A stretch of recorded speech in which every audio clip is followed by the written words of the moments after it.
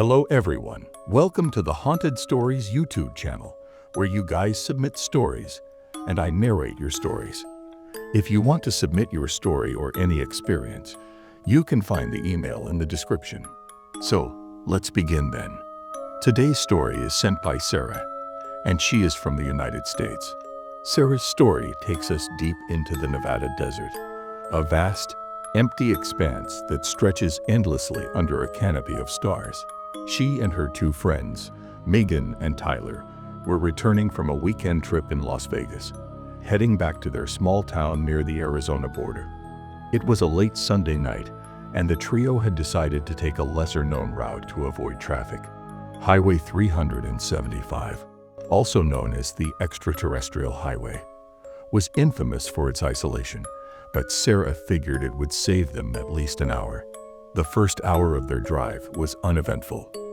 The desert was eerily quiet, the road straight and unchanging, flanked by endless stretches of rocky terrain and sparse shrubs.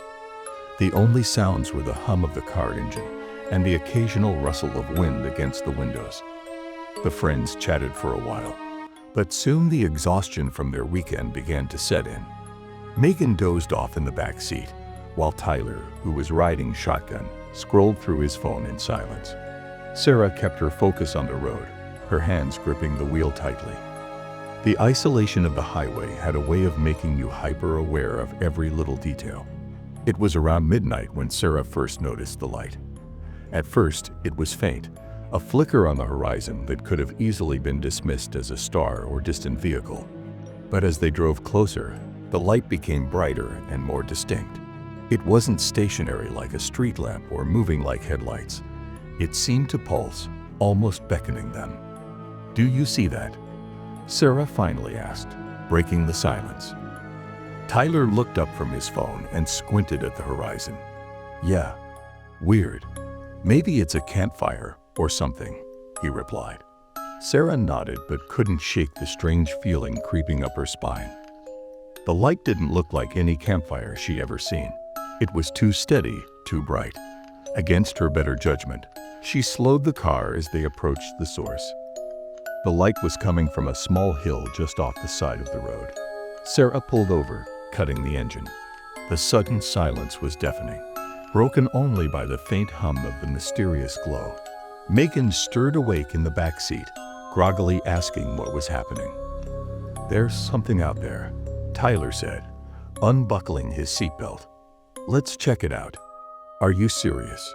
Sarah asked, her voice edged with apprehension. "What if it's, I don't know, something dangerous?" "It's probably just some campers or a reflection off a metal sign," Tyler shrugged. "We'll be quick." Reluctantly, Sarah agreed. The three of them stepped out of the car, the cold desert air biting at their skin. Armed with a flashlight from the glove compartment, they began walking toward the light. The terrain was uneven, and every crunch of gravel underfoot seemed amplified in the stillness. As they approached the hill, the light grew brighter but no less mysterious. It wasn't a fire or any kind of bulb they could recognize. It shimmered, almost liquid-like, casting long, eerie shadows across the ground. Sarah felt her stomach knot. Something about the light felt wrong, unnatural. "What is that?" Megan whispered, her voice trembling. Before anyone could answer, the light abruptly disappeared, plunging them into darkness. The sudden loss of illumination was jarring, and for a moment, none of them moved. Then, from somewhere in the distance, came a sound. It was faint at first, but unmistakable. The crunch of footsteps on gravel. "We should go," Sarah said, her voice barely above a whisper. She turned to head back to the car, but Tyler hesitated. "What if someone needs help?" he argued. "I don't care," Sarah snapped. "This isn't normal. We need to leave.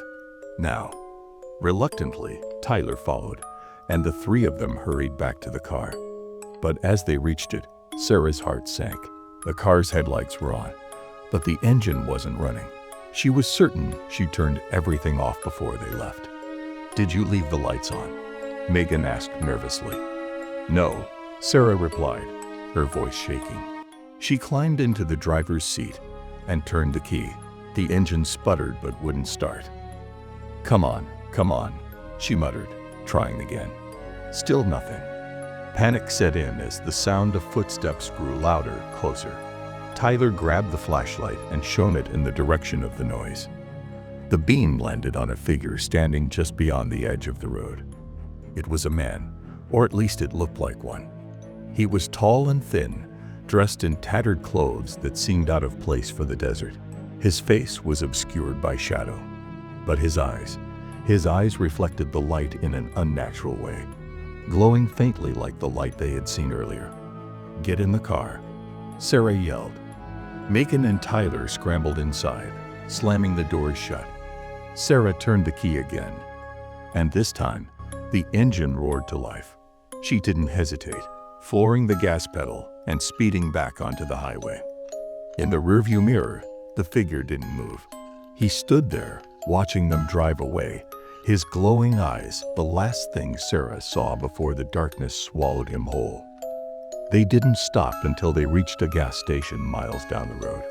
When they tried to recount the experience to the clerk, he just gave them a strange look and said, "You're not the first to see something out there." To this day, Sarah doesn't know what they encountered in the desert that night.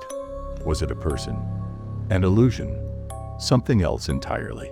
She only knows one thing for sure. She'll never take that road again.